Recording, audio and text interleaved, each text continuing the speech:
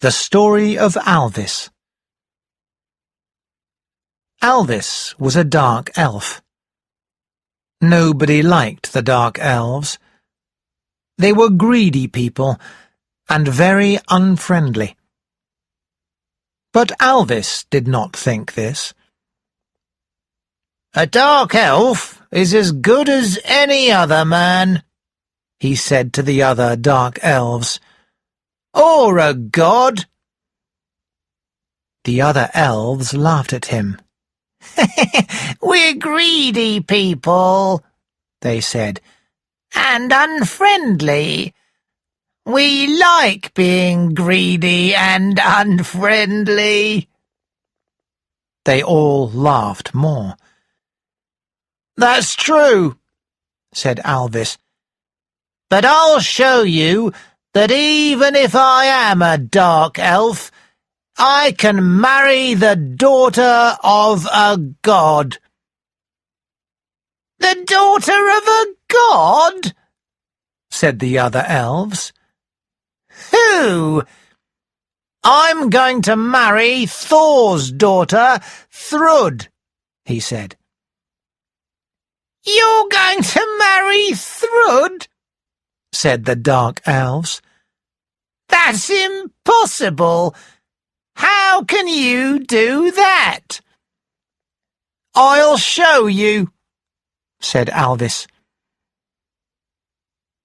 He waited until it was dark, because dark elves only go out at night, crossed the Bifrost Bridge, and went up into Asgard. As soon as he was in Asgard, a big man stopped him. "Where are you going?" the man asked him. "We don't like dark elves here in Asgard." Alvis was not worried or afraid. He thought that this man couldn't be a god. This man was very big and strong, that was true, but he had a big red beard and did not look very intelligent. He looked like a farmer. "I'm going to meet Thor," said Alvis. "Oh, really?" said the man. "And why do you want to meet Thor?" he asked. "I'm going to marry his daughter, Thrud," said Alvis. "I've come up here so I can take her home with me." What Alvis did not know was that this farmer was really Thor himself. Usually, Thor was not very intelligent, and he became angry very quickly. But today, Thor did not become angry. This time, Thor decided to be intelligent, like his father, Odin. "This little elf doesn't know who I am," thought Thor. "I can have some fun with him." "What's your name?" Thor asked the elf. "My name is Alvis. I'm a dark elf," he said. "I thought so," said Thor. "People don't like dark elves. Dark elves are greedy and unfriendly." "That's true," said Alvis. "But I'll show that we can marry the daughters of gods." "So you want to marry Thrud, daughter of Thor?" asked the god. "That's right," replied the elf. "But you're not very handsome, are you?" asked Thor. "You're a dark elf." "That's also true, But, as a dark elf, I'm very good at making swords and axes and jewellery," said Alvis. "That's true," replied Thor. "And I have a house in a cave," said the elf. "A house in a cave?" said Thor. "Do you think a father will be happy if he knows his daughter has a house in a cave?" "It's a very nice cave," said the elf. "A father should always decide who his daughter marries," said Thor. "That's true," said Alvis. "That's why I am going to meet Thor right now. What's your name, by the way?" "Ha!" said Thor. He wanted to be angry, but he stopped himself. Instead, he laughed. "My name is Thor," he shouted. "That's right. I am Thor." "Oh," said Alvis. He was very surprised. He did not think this fat man with a big beard looked like Thor at all. "I thought you were a farmer," he said. Thor stopped himself from becoming angry again. "A farmer," he thought. "This stupid elf thought I was a farmer. I'll show him." He remembered that he wanted to be intelligent this time. "I'm happy that I met you," said Alvis. "Now it's easy for me. I want to marry your daughter Thrud." "It's not that easy," said Thor. "Listen, here's what we'll do. I'll ask you some questions, and if you can answer them, you can marry my daughter. Yes?" "Yes," said Alvis. Alvis thought Thor was not very intelligent. It would be easy to answer his questions. "I want to know if you're an intelligent man," said Thor. "So, here's my first question for you." "Go on," said Alvis. "What is it that we live in?" asked Thor.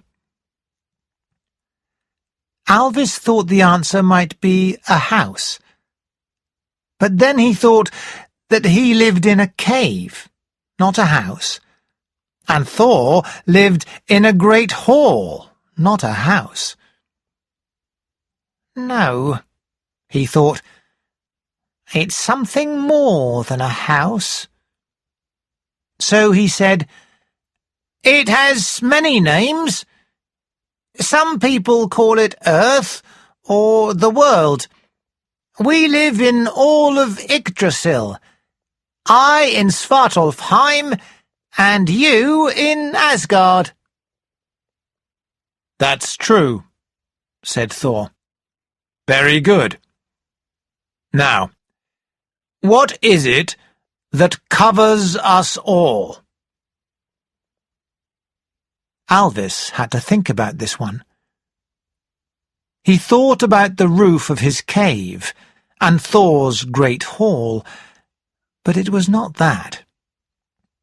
"It's the roof of the world," he said.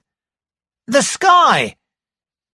The sky goes all around us and covers every one of us." "A good answer," said Thor. "Now for my next question. What is the night sun?" Alvis had to think hard about this one.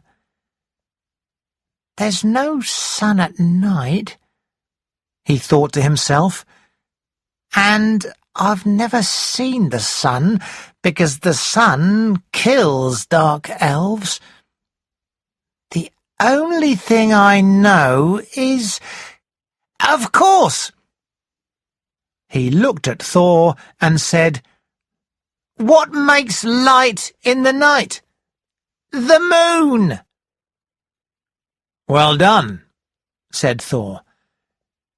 "And what is the name for the fire that burns in the sky?" This was an easy one. "I've never seen it," said Alvis, "but I know that men call it the sun." "Yes," said Thor, still thinking carefully. "What can make water fly?" This was a difficult one. Alvis had to think hard. "Come on," said Thor. "Hurry up. I can't wait all night for your answer." "I know," said Alvis. "The clouds. The clouds hold water in the sky, and then it rains." "Good answer," said Thor. "Here's another question. What moves through every country? Everyone knows it, but no one ever sees it." This was a difficult question. Alvis knew some of the gods could become invisible. But when a god was invisible, not everyone knew that. Rivers moved through every country, but people could see rivers. Then he understood. "I know," he said. "The wind." "A good answer," said Thor. "Here's another question. What is the water that nobody can drink?" This was easy. "The sea," said Alvis. "True," said Thor. It was becoming difficult for Thor to think of more questions, but he waited. He needed to wait. "Very well," he said after some time. "What is the thing we all have in our homes which helps us, but is so dangerous it can kill us?" At first, Alvis was going to say a sword, but then he thought that not everyone has a sword in their homes. He thought for a long time before he knew the answer. "Fire!" he said. "Right again," said Thor. "I can see that you're intelligent, for an elf." Thor looked up. The night was coming to an end. "What is the dark that helps men and gods sleep?" he asked. "Easy," thought Alvis. "The night," he said. Thor laughed. "Yes," he said. "And what is its opposite?" Only then did Alvis understand the trick Thor was playing on him. He looked up. The night was ending, and the sun was coming up. "Oh no," he thought. "I can't see the sun. If I see the sun, I will die." Thor laughed again. Go on, Alvis. Do you know the name for it?